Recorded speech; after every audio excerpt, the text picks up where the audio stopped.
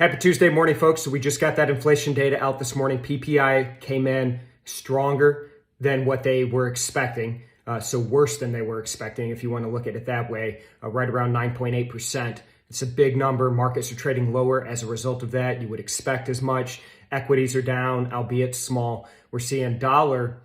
We've seen some dollar strength over the past couple of days. You would think on this number we'd see a bit of bounce in the dollar once again, with the expectation that the Federal Reserve, which is meeting this week, their policy announcement coming out tomorrow, thoughts being that these numbers, CPI and PPI over the past couple weeks, are going to impact their decision on rate hikes moving forward. So that's going to be the big news coming out of tomorrow. Is there going to be any change to the Fed's pace at which they're looking to raise rates? So we're looking out into 2022.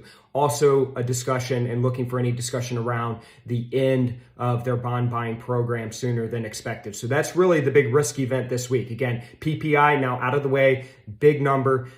Fed Reserve meeting tomorrow, that announcement coming tomorrow afternoon. Markets today, equities heading into the open, trading lower. Dollar a bit weak this morning, and oil trading down once again by 1%, right around $70 a barrel in WTI. All right, folks, let's get after it this Tuesday. Have a great day. Trade some price action. I'll see you again tomorrow morning.